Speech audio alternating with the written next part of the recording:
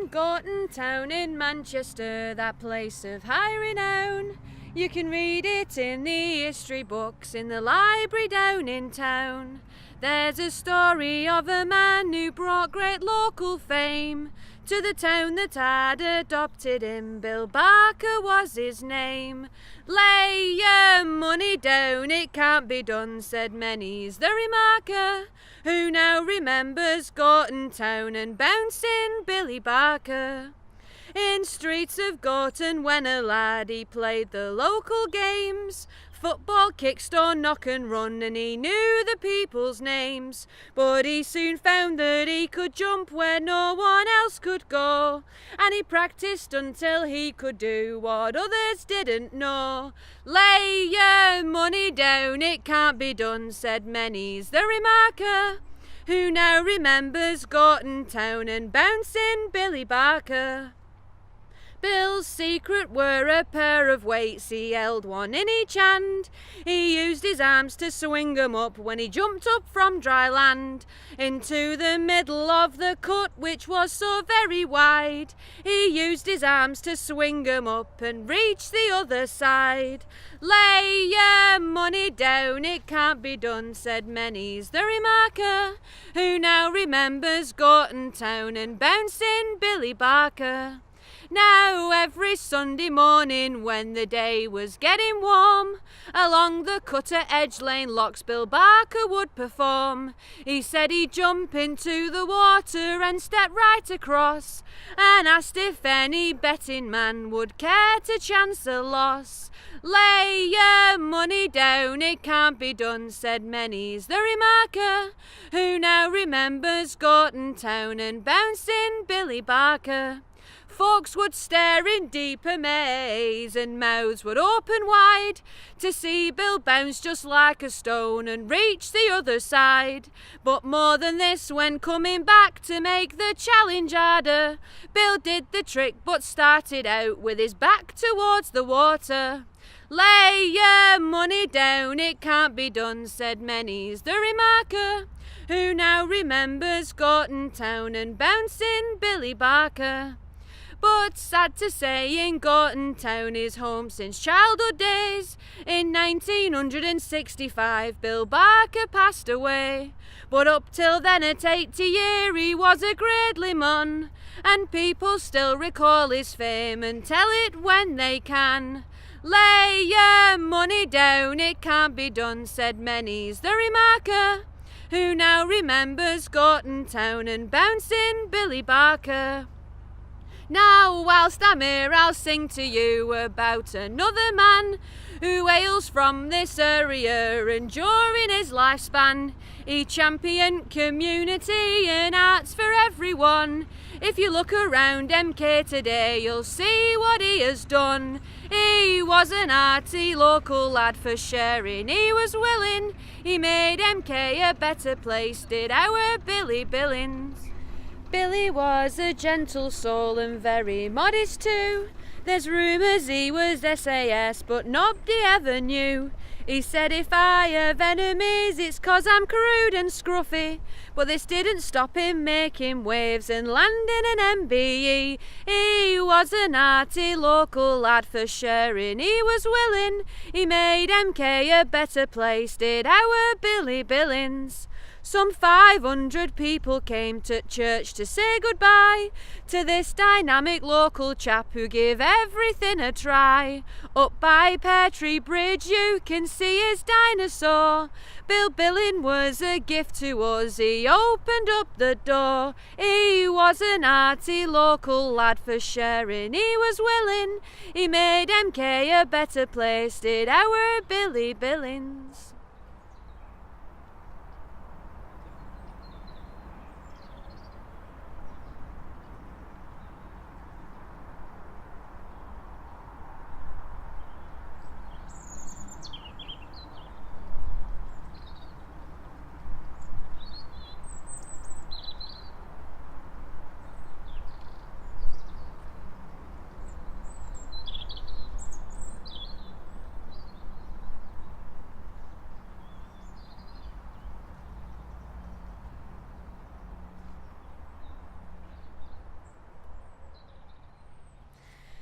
this problem I have with the city. I no longer can hold up me tongue. It's with this brand new ditty. I'll put all me feelings in song. This city's been growing and crossing truthfully all over my path. If you can restrain your growing, you will be avoiding a bath. The canal is an engineered relic. He's certainly no match for me. My improvements have proved psychedelic.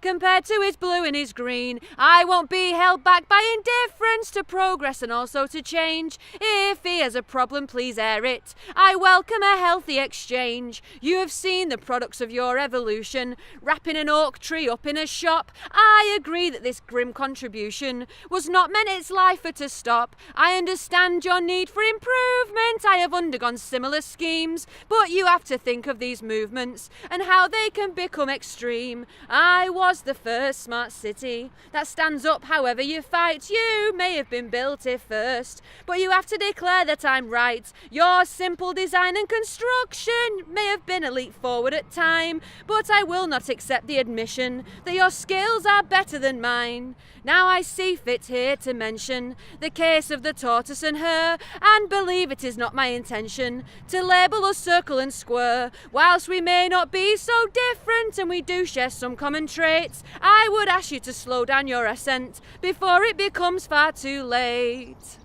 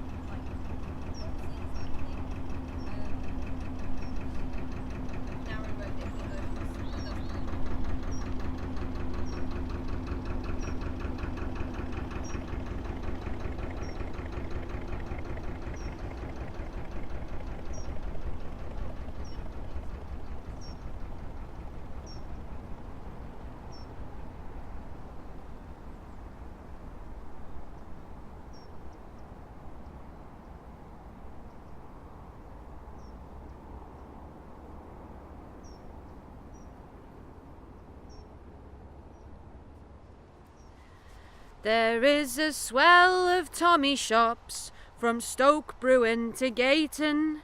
They lurk beside the waterside to curse folks and to bait 'em.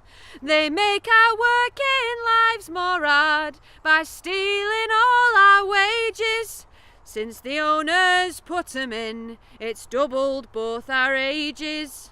Whilst going over Thigh and Trunk, I noticed we were low on supplies for oars and for boat. We all were running low. We almost stemmed up by the shop, which caused our hearts to grieve. Are you stressed and overworked and starved enough to thieve? These Tommy shops, they are the scourge of a boat person's life. To be ripped off for her owner's gain, to fail me kids and wife. To go hungry and allow the boat to run and work, whilst we in cabin struggle on in dirty dress and shirt.